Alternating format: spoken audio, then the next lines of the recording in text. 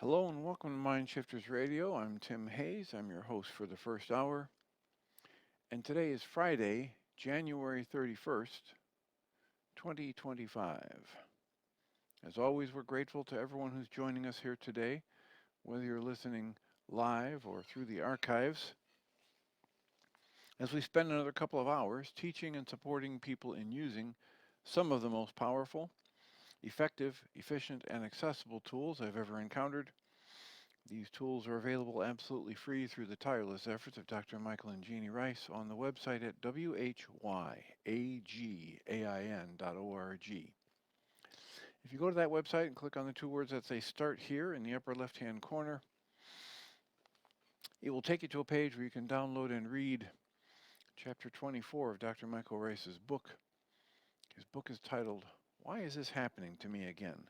And that chapter of the book contains a narrative description and explanation. The primary tool in this work, that tool is called the Reality Management Worksheet, sometimes called the Reality Management Wake-Up Sheet.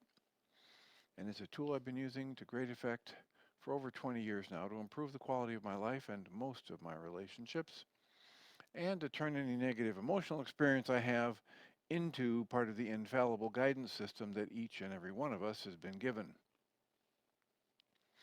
You can also download the actual worksheet process itself. It's a simple PDF file. Click the link, download it, print it off, copy it as often as you'd like, and use it over and over again, absolutely free. You can also download a whole host of audio files of shows just like this one where people have been stepped through that worksheet process. And if you choose to listen to them even repeatedly, they can serve as a powerful tutorial for you to help you get maximum benefit from these tools in the shortest amount of time possible. You can also go to your app store. Heartland Aramaic Forgiveness.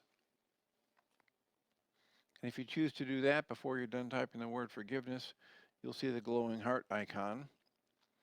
If you tap on that, it will let you download a completely free and private app that contains the Reality Management Worksheet. It contains an abbreviated version of that worksheet process, and it contains a copy of the Dragon Klingon game, which is a wonderful way to introduce these tools to even younger audiences. We hope people do all of that soon and often, primarily because it tends to improve the quality of people's lives the more they actively apply these tools in their lives. And secondarily, because it tends to prompt comments, questions, answers, and testimonials. If you have any of those to share with us, we'd appreciate you doing so. The primary way of doing that is send us an email. You can email me at tjh@mindshifters-academy.org. And or you can email Jeanie at jeanie@whyagain.org. That's whyagain.org. And if we get a comment or a question from you, a testimonial, refutation, what have you, we will address it on the internet show.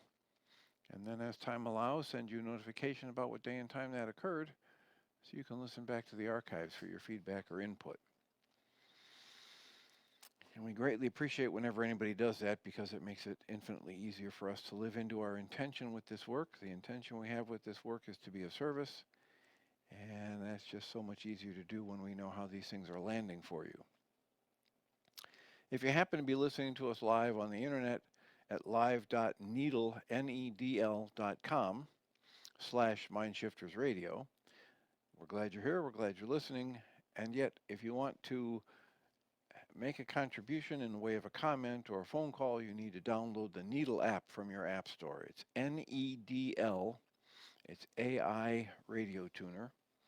And once you download that app, open it and sign in, it will give you the option of typing a comment on the app or tapping on the phone icon and letting us know that you want to speak to us directly. And again, we're grateful whenever anybody does that, simply because it makes it easier for us to live into our intention with this work, and it has the bonus effect of the vast majority of shows that people have said, oh, I want to listen to that again, or that's a highlight show, or you should play this again in your best of series. Almost all of those are the result of people just like you calling in and either asking a question or making a comment. It's the synergy of the interaction between each of us as people and questioners and individuals who are trying to improve the quality of their lives and the lives of those around them. It's that active interplay that usually leads to the best results. So, as I try to remind people in each show, we welcome your comments, your questions, your emails, even when it seems to be in the middle of something. If I'm reading something or I seem to be in the middle of a monologue, I always view a raised hand or a comment in the chat room as an addition and an enhancement to this process. So please feel free to do so. We had our support group last night. We have support groups almost every Tuesday and Thursday night. Tuesday night's group's been running over 20 years, and the Thursday group is in its 11th year now. And once again, we had a chance to see the overlay between the teachings, because basically all the great teachers are teaching the same thing from their own perspective. And last night we were listening to a Guy Finley talk that he did this last Sunday, and I stopped the recording several times to highlight how what he was saying is almost exactly what Michael Singer had said in the last podcast that Michael Singer did, and what we were reading from Thich Nhat Hanh the past few days, from Thich Nhat Hanh's book, Being Peace. And the beauty of it for me is it's the same message from a slightly different perspective. Perhaps someone's using a different metaphor, they're using a different storyline to teach the same thing. And we were reading a story yesterday from Thich Nhat Hanh about a woman who was chanting Buddha's name for 3 hours a day, every day for years, and she was still an angry, bitter, nasty person to most of those around her. And so in the story, her friend interrupted her recitation or chanting of the Buddha's name by just calling her name. And she eventually got so angry that she gave up her, quote, meditation time and went out to greet her friend in anger and said, "Why are you doing this?" And all she was doing was sitting there chanting the same thing over and over and over again. And the point of Thich Nhat Hanh's story is that the quality of the energy, of the emotion, of the engagement that you have in you when you're doing something is more important than the quantity of doing it. So if you say a prayer, but your prayer is out of anger, if you give someone some money because they've asked for it and you throw it at them with disgust, these qualities of energy and emotion in you are every bit as, if not more important than the actual actions you're doing. So last night, Guy Finley's telling different stories in his talk and coming around, and eventually he's talking about the idea of surrendering. Quit grabbing at things you like and pushing away things you don't like and trying to make the world fit what you think the world should be. And he's talking about surrender. And then he gets to the point where he says, but this doesn't mean you just sit and chant, "I surrender, I surrender, I surrender, I surrender," all day long from your tight, tense, angry position.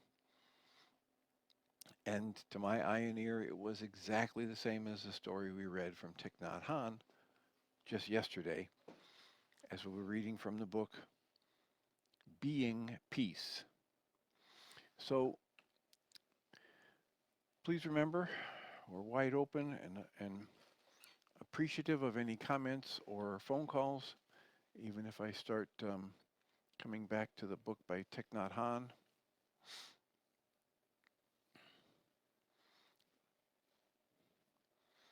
And one of the things, as I was mentioning yesterday, I would like to repeat it here at the beginning. Sometimes people say, well, these spiritual teachers, they're living in ivory towers and they're isolated from all of the pain and suffering in the world. And when that happens, I point them to people like Thich Nhat Hanh or Mother Teresa or Nelson Mandela or Gandhi and or Viktor Frankl, who wrote Man's Search for Meaning, and I suggest that they read those people's stories. These are people who are choosing, um, like Roger McGowan did on death row in Texas for 20-some years for a crime he didn't commit. These people in these extraordinarily challenging, abusive, painful, at least disruptive situations are choosing for love. They're choosing to grow in their awareness of their ability to choose for positive emotional states over negative ones in these extraordinary situations. So Thich Nhat Hanh, as we were talking about where we left off in the book yesterday, he writes, during the war in Vietnam, we young Buddhists organized ourselves to help victims of the war as they rebuilt the villages that had been destroyed by the bombs. Many of us died during that service, not only because of the bombs and the bullets, but because of the people who suspected us of being on the other side. We were able to understand the suffering of both sides, the communists and the anti-communists. We tried to be open to both and to understand this side and then understand that side and to be one with both of them. That is why we did not take a side, even though the whole world took sides. We tried to tell our people that our perception of the situation was that we wanted to stop the fighting.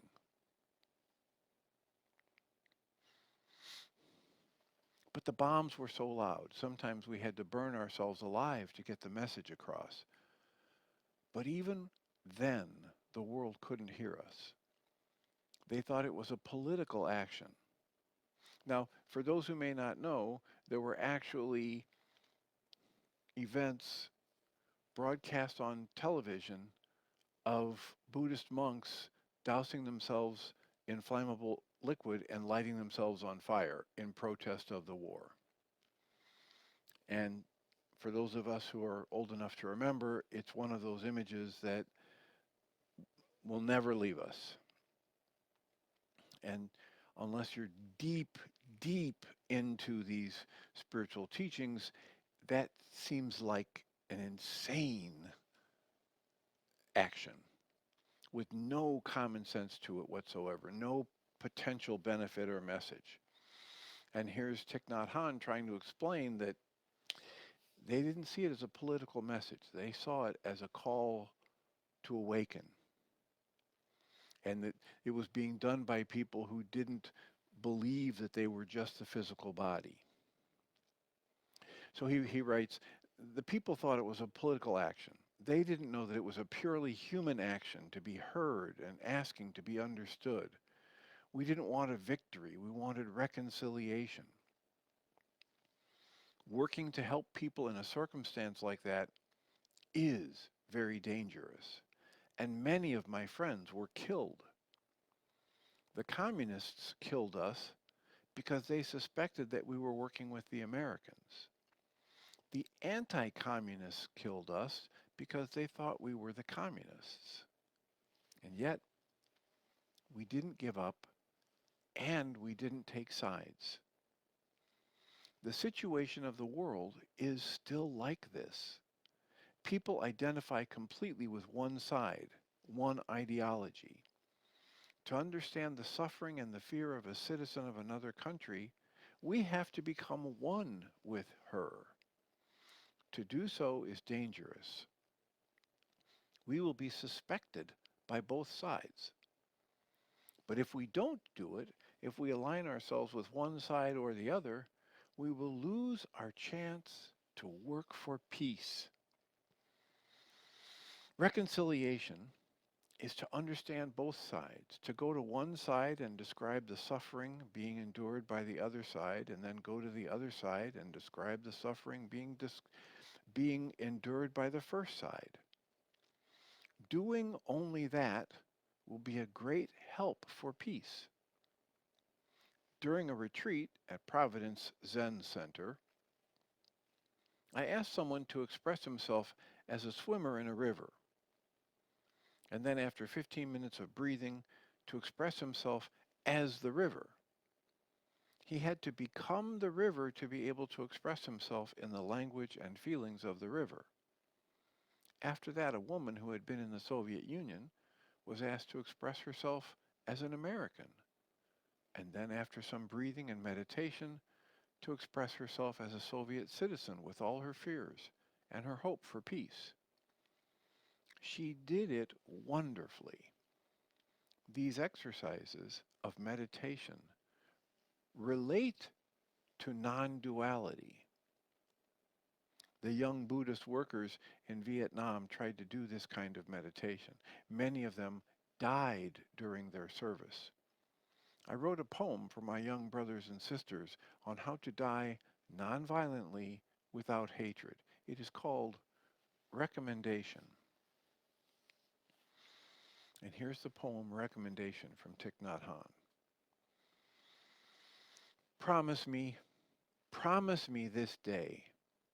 Promise me now while the sun is overhead, exactly at the zenith. Promise me, even as they strike you down with a mountain of hatred and violence, even as they step on you and crush you like a worm, even as they dismember and disembowel you, remember, brother, remember, man is not our enemy. The only thing worthy of you is compassion, invincible, limitless, unconditional. Hatred will never let you face the beast in man. One day, when you face this beast alone, with your courage intact, your eyes kind, untroubled, even as no one sees them, out of your smile will bloom a flower, and those who love you will behold you across 10,000 worlds of birth and dying. Alone again, I will go on with bent head, knowing that love has become eternal. On the long, rough road, the sun and the moon will continue to shine. The poem Recommendation by Thich Nhat Hanh. He goes on in the book and writes, to practice meditation is to be aware of the existence of suffering. The first Dharma talk that the Buddha gave was about suffering and the way out of suffering. In South Africa, under apartheid, the black people suffered enormously. The white people also suffered. If we take one side, we cannot fulfill our task of reconciliation in order to bring about peace. Are there people who can be in touch with both Israelis and Palestinians, Pakistanis and Indians, black and white? Without them, the situation gets worse. There must be people who can get in touch with both sides, understanding the suffering of each and telling each side about the other. We need people who can bring meditation and reconciliation to nations in conflict. Can Americans be more than Americans? Can people who understand deeply the suffering of both sides, can we be those people? Can we bring the message of reconciliation?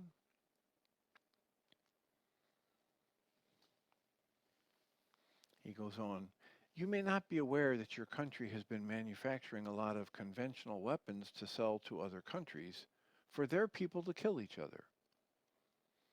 You know very well that children and adults in these countries need food more than they need these deadly weapons. Yet no one has the time to organize a national debate to look at the problem of manufacturing and selling these deadly things. Everyone is too busy. Conventional weapons have caused much killing in the last 50 years. If we only think of the nuclear bombs that may explode in the future and do not pay attention to the bombs that are exploding in the present moment, we commit some kind of error. I believe former President Reagan said that the U.S. has to continue to make conventional weapons to sell because if you don't, someone else will, and the U.S. will lose its interest. I view this statement as off course. It's just an excuse. However, there are real factors that push the president and push the whole nation to continue to manufacture conventional weapons to sell. For instance, many people will lose their jobs if they stop. What kind of work will help these people if the weapons industry stops? Not many Americans are aware that these weapons are killing people every day. The Congress has not debated this issue seriously. We haven't taken the time to see the situation clearly enough, so we haven't been able to change our government's policy. We don't believe we're strong enough to pressure the government. The foreign policy of a government is largely dictated by its people and their way of life. We have a large responsibility as citizens. We think that the government is free to make policy, but that freedom depends on our daily life. If we make it possible for them to change policies, they will do it. Now, it isn't yet possible, and maybe you think if you get into government and obtain power, you can do anything you want, and that also isn't true. If you become president, you will be confronted by this hard fact. You will probably do just the same thing, a little better or a little worse. Therefore, we have to see the real truth, the real situation, our daily lives, the way we drink, what we eat. These things have to do with the world's political situation. Meditation, waking up, becoming aware, is to see deeply into things, to see how we can change, how we can transform our situation. To transform our situation is also to transform our minds. To transform our minds is also to transform our situation, because the situation is mind, and mind is situation. Awakening is important. The nature of the bombs, the nature of injustice, the nature of the weapons, and the nature of our own being, these are all the same. This is the real meaning of engaged Buddhism. Now, as I read that, I think about debates I've witnessed recently on videos of people who are talking about critical issues and people who are absolutely sure that they know what the answer is and that their side is right and the other side is wrong. And the smartest of these people that I've listened to refuse to take the bait of proclaiming this is right, this is wrong. Simple black and white answers to our complex world situations. And to understand that most of the time when people say, they'll throw out something like they'll say, don't you agree that there are only two genders? Don't you agree that immigrants are coming over here and creating horrific crimes? Don't you agree that XYZ? Most of the time, the arguments that are being put forth are oversimplified, and it's black and white thinking in a multicolor universe. And the bright minds step back and take the 30,000-foot perspective, or the, view from the moon perspective, and say, there's a bigger problem here. And with a creative application of our thinking, our intellect, our resources, our compassion, will probably solve a number of different problems related to this. But if you simply say, this is right, this is wrong, stop this, don't allow that, you you stay stuck where you are.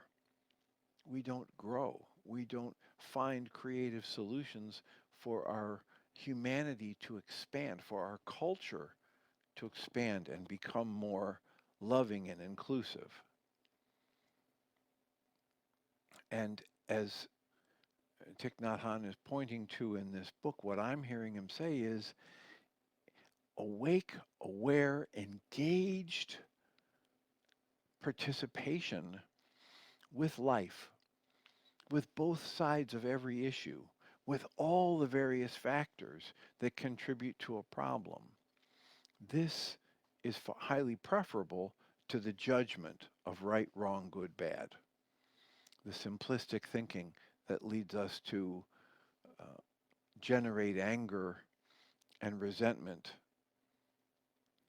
and bitterness and hurt and insult towards our fellow brothers and sisters. So again, we're reading from the book Being Peace from Thich Nhat Hanh. I'm doing it with commentary, and we're inviting comments and questions. How is this landing for you? Is this as useful as you would like this work to be? Can you see the relevance between this and the Reality Management Worksheet and how it might apply in your life? I, on a regular basis, deal with people in my office who they come in and they're absolutely convinced by their training in this culture and their family that they're angry because someone or something outside of them isn't doing things the way they think they should, or the world isn't the way they think it should be. And a big part of my work is to try and help them see at a fundamental level that they're not angry, sad, scared, hurt, or frustrated because of anything outside of them. And that in any moment, they have the capacity to choose a different set of interpretations for what they believe they're experiencing, and in that same moment, create a different experience of their life. Change their emotion, change their emotional intensity, change their understanding.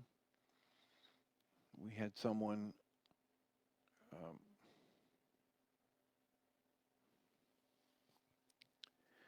in the group last night who was giving a testimonial about having an interaction with a family member that didn't go the way they wanted. And later that night, they were laying in bed, just fuming, steaming, bubbling over with these angry thoughts, with no potential solution available from their conscious logical mind, because everything they'd been through, everything they'd seen, everything they'd heard about this indicated to them that they were right and this other person was wrong, and that as such this person deserved their venom and vitriol. And she reported that for whatever reason, that particular night, she decided to just allow it to be what it was,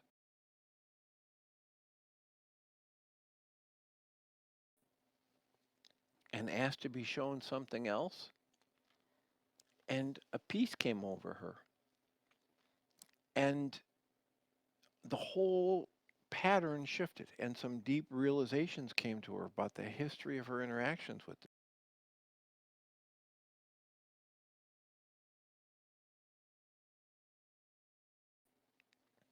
And the end of the story was that she has, for days since then, not had the anger come up and had a very different understanding about her role in that relationship. It didn't come from logic. It comes from this insight, intuition, inspiration, creativity, a broader perspective. I love the writing that was done by Glennon Doyle when she was doing the writing, where you sit down in the morning and you take 15 minutes and you say, Dear unconditional love, what is it you would have me know today? And you write that on your page and then you just respond to it as though unconditional love was speaking to you and through you. And when Glennon Doyle did that, the response she got was about forgiveness. What is forgiveness? And the short version of it is that what she was told is forgiveness is a bigger, broader, deeper perspective across cultures, across time, across events, and that if you have that bigger, deeper, broader perspective, all of the negative interpretations that you've chosen and poured your mind energy into as though they were true, they fade away. They lose their power over you. And in the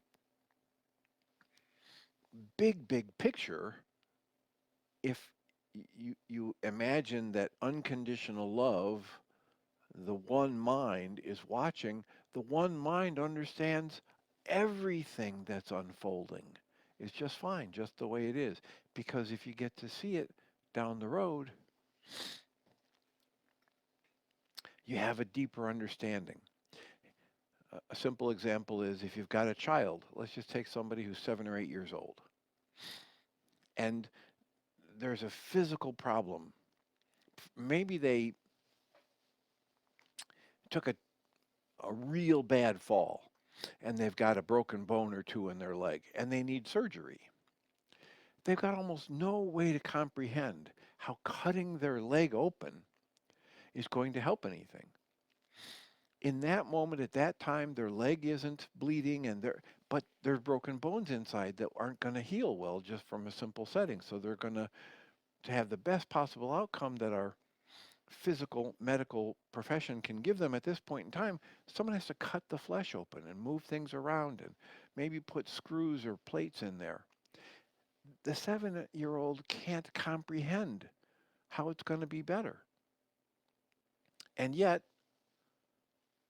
given time, given the passage of time, a year or 2 or 3, or for that child, another 10 or 20 years of maturing, they can look back and understand that was the best thing. But in that moment, they might feel horror and tremendous hurt and confusion and anger toward their parents who would let this thing happen to them. Well, just expand that infinitely. And that's what Glennon Doyle talked about in her writing about what is forgiveness. Forgiveness is this bigger, broader perspective. Forgiveness is a broader view, a deeper understanding. Just what Thich Nhat Hanh was talking about. If you understand both sides of any argument, you understand these are just human beings struggling to survive, doing what they imagine is best from their perspective. And what's best given their current resources, whether you want to call them limited or expansive. So this work, like all the other works we present, is calling us to an understanding, to an active participation in our lives, to using awakening or meditation or the Buddha mind or whatever you want to call it, the Christ mind, using it as a teacher, asking to be taught from it, not using your intellect to analyze how things should be and then getting upset when life doesn't unfold in quite that way. We had somebody in the group last night who was saying they have a really hard time taking the perspective that says everything that's happening is just fine, just the way it is. And part of that was because in his talk, Guy Finley said, I know the world is going to hell in a handbasket. And I pointed out that taking that perspective goes directly against all of the rest of his teaching. So, you know, the essence of it is like what Byron Katie says in one of her books. She understands that everything that's happened was just perfect the way it happened. And people call her into question over that, and she says, well, how can you know that? And she says, well, because it's already happened, and I can't change it. So it must be perfect just the way it was. And now, if I'm looking at what's happened, and I don't generate anger and bitterness and revenge thoughts, and I'm in a much better position to see it clearly and to be able to generate a loving, compassionate, engaged response to what I experience as what has unfolded in my life. So there we were last night, we're in the group, and Guy Finley says this thing, and I pointed out that, when he says, he's basically throwing a bone to the listeners. I understand the world's going to hell in a handbasket, but then he goes on to say, but you're creating your upset by labeling it as bad or wrong. And that's putting you in a bind. That's putting you in a prison. So this group member was saying, well, I have a really hard time with that idea that you just say that everything that's happened already is just fine the way it is. And I was prompted to ask this person, now let me just make sure, have you ever left your house on the way to work or an office or something and gotten halfway there and realized that you forgot something important that you needed to take with you for this whatever little adventure you were on? And he said yes. And I said, okay, so you realize that you're using that same mind that couldn't even remember everything you needed for that outing. You're using that same mind to analyze the last 13.84 billion years of unfolding of this universe, as far as our scientists tell us, to judge that unfolding as wrong. And that's all we're saying here. We're saying we're in a better position to be engaged, to see it fully, if we don't label this is bad, this is good, this is right, this is wrong. We stay wide open. We stay connected to our true center as this expression of the loving creative energy expressing in form. And we can acknowledge what's happened, and we can ask how we might participate in this flow of creation in this moment to be a blessing to ourselves and others. Judgment isn't needed. Anger is counterproductive. Bitterness, resentment, grief are distorting factors on your perception. And as Michael Ryce points out in so many of his early lectures, when a situation arises and it's really intense and important, you want the best possible perception, the clearest, the best possible evidence.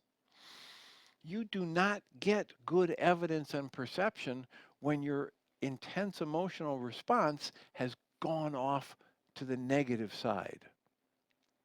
When you are in tightness and tension and resistance to the flow of life, you're not perceiving life accurately.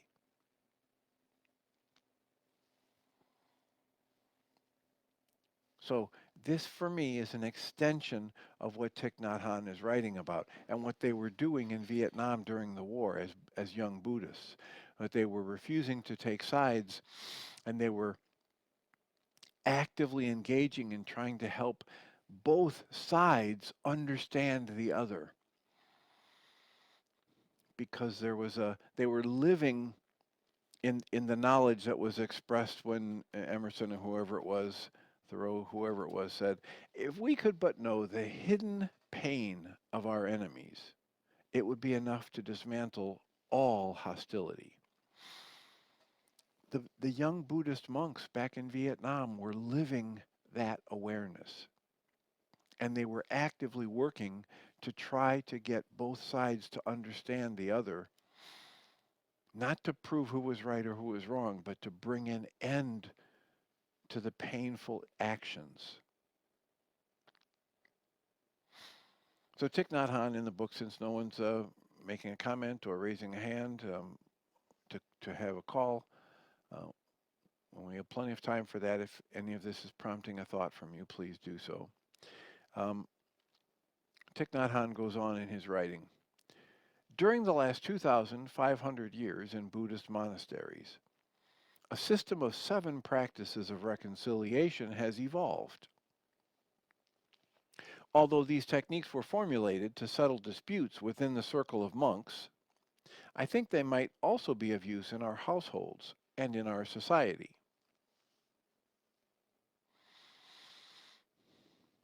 The first practice is face-to-face sitting. In a convocation of the whole Sangha, everyone sits together mindfully, breathing and smiling, with the willingness to help and not a willingness to fight. This is basic. The two conflicting monks are present, and they know that everyone in the community expects them to make peace. Even before anything is said, the atmosphere of peace is already present. People refrain from listening to stories outside of the assembly, and they refrain from spreading news about this monk or other monks, or they refrain from commenting on the behavior of this monk or the other monks. That would not help. Everything must be said in public in the community. So the two monks are sitting facing each other, breathing, and how hard it is to smile, but they're smiling. And then he says the second practice is remembrance. Both monks try to remember the whole history of the conflict, every detail having to do with the conflict, while the whole assembly just sits patiently and listens. One monk might say, "I remember that day, it was rainy, and I went to the kitchen and you were there." And then that monk will continue with as much detail as he can recall. This is quite important because the monks are trying to mend the things of the past. The principle of Sangha life is to be aware of what is going on every day. If you're not aware of what is going on, one day things will explode and it will be too late. If the community is sitting in assembly and there are two monks confronting each other, already the conflict has exploded into the open. To sit and try to recall details from the past is the only thing to do now as far as the past is concerned. Suppose a woman and a man get married and then live a neglectful life, not knowing what's really going on subconsciously. Their feelings and their perceptions are creating a dangerous situation. Sometimes things occur beneath the surface which will eventually explode, and by then it's too late to deal with. So the only recourse is divorce or fighting or even killing each other. To meditate is to be aware of what is going on in yourself, your feelings, your body, your perceptions, your family. This is very important for any kind of life. The second technique is to recall, and the more details which the community has, the easier it is to help. The third principle is non-stubbornness. Everyone in the community expects the two monks not to be stubborn.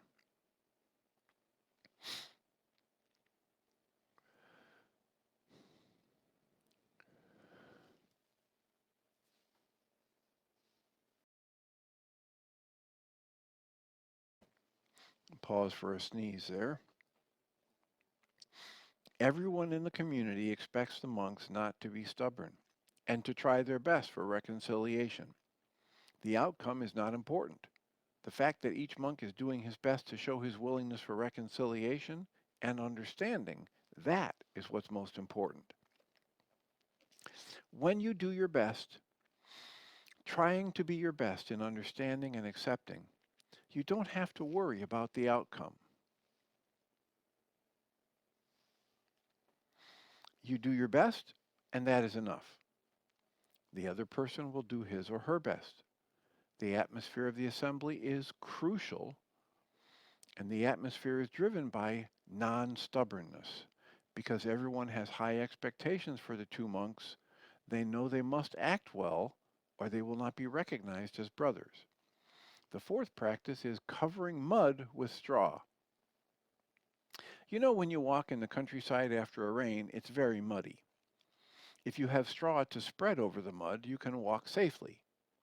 One respected senior monk is appointed to represent each side of the conflict. These two monks then address the assembly, trying to say something to de-escalate the feeling of the concerned people. In a Buddhist Sangha, people respect the monks. We call them ancestral teachers. They don't have to say very much. Whatever they say is taken very seriously by the rest of the community.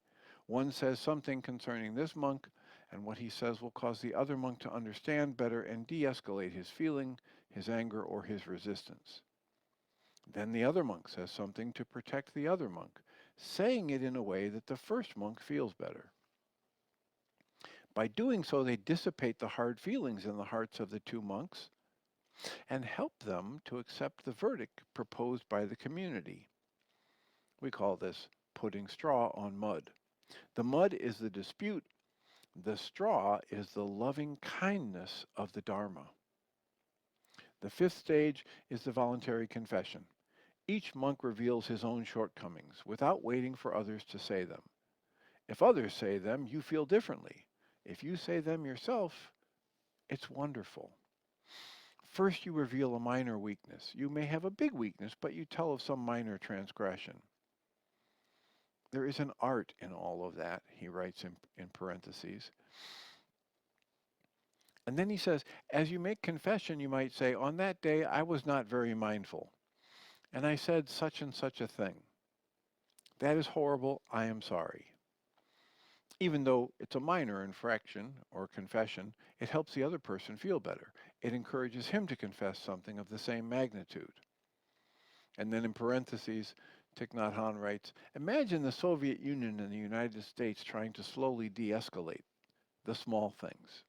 Close parentheses. He writes, this atmosphere is encouraging. Everyone is supportive, expecting the de-escalation will be realized. The Buddha nature in each monk has the opportunity to come out, and the pressure on each monk from his anger or resentment will lighten. In this kind of atmosphere, the capacity of mutual understanding and acceptance will be born. Then the senior monks remind the feuding monks, quote, first of all, you are part of the community. The well-being of this community is most important. Don't think only of your own feeling. Think of the well-being of this community, close quotes. And then each monk will be ready to make a sacrifice and get ready to accept the verdict or decision made by the community. The sixth and seventh practices are decision by consensus and accepting the verdict. It is agreed in advance that the two monks will accept whatever verdict is pronounced by the whole assembly, or they will simply have to leave the community. So after exploring every detail of the conflict, after realizing the maximum of reconciliation, a committee presents a verdict. It is announced 3 times. The head of the community reads the decision in this way, in a quote, after meditation, after exploration, after discussion, after all efforts have been made, it is suggested that this monk will do so and so, that monk will do so and so. This should be repaired in this way. That should be repaired in that way. Does the assembly of monks accept this verdict? Close quotes. If the community remains silent, that means okay. And then he repeats exact same words. Does the noble assembly accept this verdict? And then again, if there is silence, a third time it is said. And the question is asked, does the community accept this verdict? After the third time of silence, he pronounces, quote, the noble community of monks and nuns has accepted the verdict. Please, both sides, carry out the decision. Close quotes. This is the end of the session. There may be many sessions to solve one case. If one of the monks rebels against the verdict, his voice is of no weight because he's already agreed to obey any verdict made by the assembly. The 7 methods of settling disputes has been adopted by Buddhist monks and nuns in China, India, Vietnam, Japan, Korea, and many other countries for more than 2,500 years. I think we can learn something from them to apply in our own households and society. And as a short version of that, and thanks to what Michael and Jeanie Ryce are making available, we have a tool called the Reality Management Worksheet that would help each of us reach a similar position of allowance, acceptance, and insight into a resolution that will be good, better, and best for all concerned. Because when the negative emotional state is diffused, the clarity of vision is allowed to be restored. When clarity of vision is allowed to be restored and we see more accurately our part in creating our experience of life, then we have the option to choose again and to choose for love over anger and fear. Thich Nhat Hanh goes on. There is a lot of anger, frustration, and misunderstanding in the peace movement. The peace movement can write very good protest letters, but they are not yet able to write a love letter. We need to learn to write a letter to the Congress or to the President of the United States that they will want to read and not just throw away. The way you speak, the kind of understanding, the kind of language you use should not turn people off. The president is a person like any of us. Can the peace movement talk in loving speech, showing the way for peace? I think that will depend on whether the people in the peace movement can be peace. Because without being peace, you cannot do anything for peace. If we cannot smile, we cannot help other people smile. If we are not peaceful, we cannot contribute to the peace movement. I hope we can bring a new dimension to the peace movement. The peace movement currently is filled with anger and hatred. And from that perspective, it cannot fulfill the path we expect from it. A fresh way of doing peace is being peace. That's why it's so important for us to practice meditation, to acquire the capacity to look, to see clearly, and to understand. It would be wonderful if we could bring the peace movement to the peace movement, our contribution, our way of looking at things. And if that could diminish aggression and hatred. Peace work means, first of all, being peace. Meditation is meditation for all of us. We rely on each other, and our children are relying on us in order for them to have a future, a loving future. That's the end of that segment of his book, Being Peace. That's the 5th lesson or chapter or segment in that book. So there you have it. We have a few minutes for a comment or a question. Thank you all for being here and listening. I have a whole flood of associations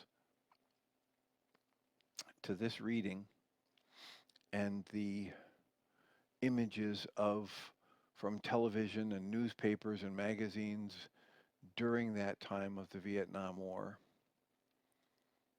And it just makes it all the more remarkable for me that someone like Thich Nhat Hanh was there in the middle of that, in that country, in that war-torn country, choosing for peace, choosing to put himself and his fellow monks on the front lines, in the middle of the disturbance, and asking people to see the perspective of the other side. So I have, it happens a number of times in our support group. It happens at different times in my individual sessions, and occasionally on this show, where people say, yeah, but you're oversimplifying it, or yeah, you're sticking your head in the sand, and you're not paying attention to how, bad this is. And my response to that is, I don't believe I'm sticking my head in the sand. I believe instead I'm acknowledging that there's a lot going on, and I'm choosing to focus my conscious awareness and my daily energies on things that I have control over that can make my life better and the lives of the people around me better. And I cannot make my life better by going into rage, confusion, grief over situations that are happening sometimes thousands of miles away, sometimes happened decades ago, sometimes things that people are getting all cranked up about that haven't happened yet, that probably won't ever happen. And yet, I do have the capacity in each new present moment to choose the focus of my conscious awareness. And it is that focus of my conscious awareness which actively creates my experience of life in that moment. One of our listeners, Joe, sent me a link to a video earlier where there's a young teacher saying, you know, instead of teaching a squared plus b squared equals c squared and all this other math stuff, if we would just teach our children that the greatest gift they would ever receive is their mind, and their brain can choose to focus on angry thoughts or positive thoughts, if we taught them that and helped them practice choosing for the positive thoughts and the energies they can create moving through them by choosing positive interpretations for life events, that would change their lives. Celinda, I believe you're in the air. Hello, Celinda. Can you hear me? I did that time. Oh, good. Every now and then I accidentally touch my volume control, and so it goes down, and then I have to look for it. I just wanted to tell you how much I enjoy Thich Nhat Hanh. I have read him for probably 30 years, and I really appreciate your reading this book. I was wondering if you could tell me if this is the 2020 version, or is it an earlier version of his Keeping Peace or Being Peace, because I found three different um, dates for three different copies of his Keeping Peace or Being Peace on a book. So I was just curious. Well, I bought the Should Kindle have a, edition.